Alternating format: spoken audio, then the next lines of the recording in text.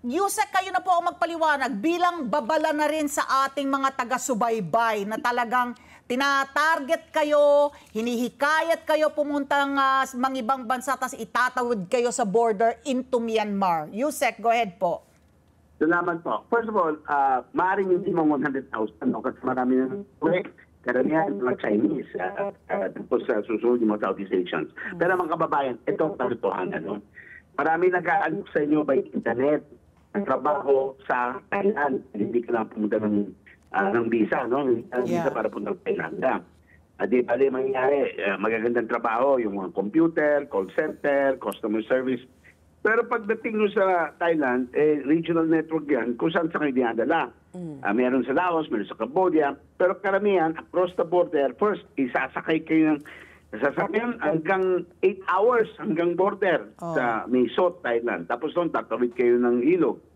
Nasa Myanmar na kayo, tapos ipit kayo doon. Hindi ka basta nandun kayo sa isang compound na nagiging scam artist kayo kasi ginagamit yung knowledge nyo ng computers. At ang problema, hindi basta-basta kayo ma-rescue dahil hindi hawak ng Myanmar junta, yung military government sa Right Pilao o sa Yangon.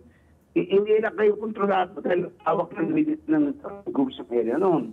Kaya po, mga kababayan, napalitan niyo siguro, salamat sa mga media, tulad ng INC Broadcast, ilang daan na repatriate natin simula ng 2022. Huwag na niyo tularan yon. At kung may nagsasabi sa inyo, may trabaho na hindi kayang visa, red flag na yun.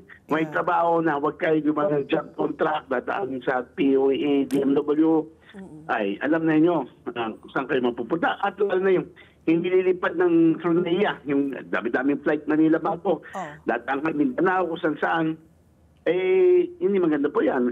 Ang sweldo maganda raw, $1,000 sa mga ganyan. Pero pagdating nyo, kung hindi nyo mamit ang quota, sasaktan naman kayo. Ikukuryente kayo, or bubugbugin, or papatakbo ng ilang ganong katagal, paikutin, papasquat kayo, ganyan.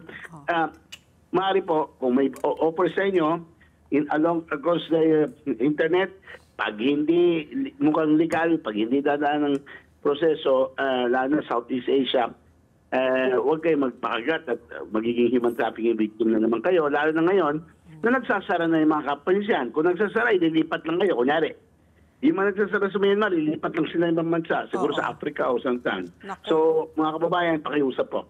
So, Yusek, do we have any idea kung ilan pang mga Pilipino po ay nandoon, dito, nagtatrabaho sa mga scam hubs? And I'm also curious, paano po sila nakakahingi po ng tulong? Paano po sila nakakapagsaklolo po? At paano nyo po naumpisan po ang rescue sa kanila? Okay, meron pa ba? Maaring mga, alam namin, at least 59. 69. According to the police, 59, 59. 59, okay. 50 siyam. Ang nangyayari po, at least, no? Sabihin natin, palakihin pa natin ng 100 siguro. Okay. Pero paunti-unti na mapipilitan umuwi dahil pinatay na yung kuryente or internet or what, no? Sa mga, paano sila na-rescue?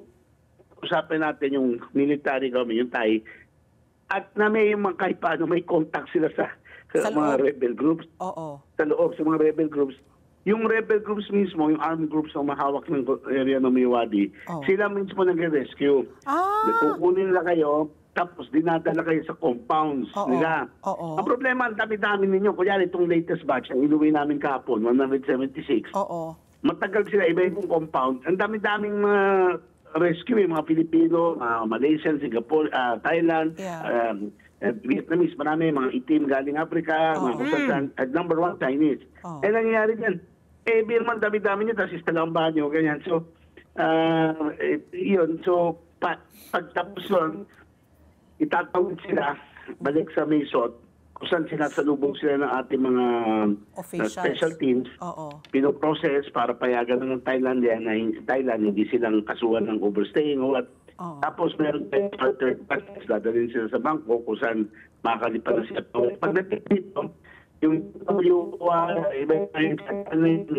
intelligence council against trafficking, ang sumasalubong para kunin din yung salaysay para investigahan kung ano yung kung paano sila naloko para hanapan natin para na kasuhan kung nasa Pilipinas yung mga recruiter. Ayun.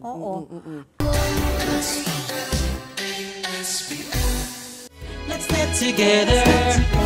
Sunnet 25. Sunnet 25.